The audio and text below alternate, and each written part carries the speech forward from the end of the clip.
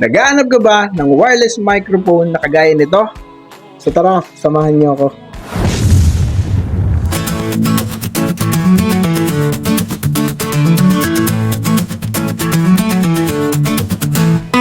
What's up everyone? Good day, great day. For today's video, isi-share ko sa inyo yung wireless microphone na ginagamit ko sa aking mga vlog.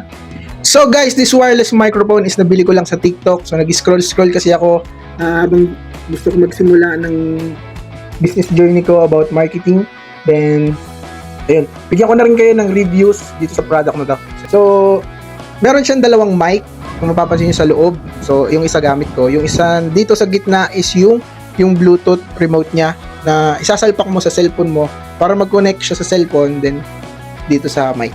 So, yung mic natin na TNW837 is meron siyang noise reduction. So, meron siyang pindutan dito sa gilid. So, pag pinindot ko yan, mawawala yung noise reduction niya. So, click ko. So, hello. Ayan. So, mapapansin nyo, pangit yung quality ng microphone natin dahil wala siyang noise reduction. So, ibabalik ko na. Ayan. So, narinig nyo naman yung quality ng voice ko. So, guys, cut ko muna kayo dyan ha. Kasi kanina sa clip, mukhang hindi ko napakita yung full potential ng wireless microphone natin. So ngayon, naglagay ako sa loob ng kwarto ng electric fan para marinig nyo yung hangin or yung difference ng quality pag walang noise reduction sa meron. Okay, so click ko na to. Ayan, so ngayon, as you hear na mas baba yung quality ng audio natin kasi gawa ng hangin. So, naririnig din natin yung hangin. So, ngayon, itry ko na lang ulit ibalik para malaman nyo yung difference ng merong noise reduction sa wala. So, ayan. So, narinig nyo naman na nagbago yung quality ng audio natin. So, helpful talaga si wireless microphone. So, yun lang guys. I hope na nagustuhan nyo and back to the vlog. So, mas maganda yung pagsasalita. So, mas naiintindihan nyo yung salita ko.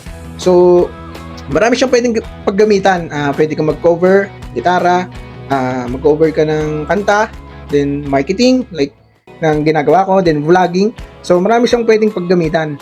So, bukod sa mic guys, meron din siyang mga inclusion, like ito, yung magnetic clip. So, pwede mo siyang clip sa mga ganito. Then, yung parang foam niya, yung pang ano din to, enhance din to ng quality ng voice niyo. So, bukod nga sa pag-marketing and vlogging, meron pa akong gusto na gawin sa mic na to. So, ito, pakita ko siya in 3, 2, 1.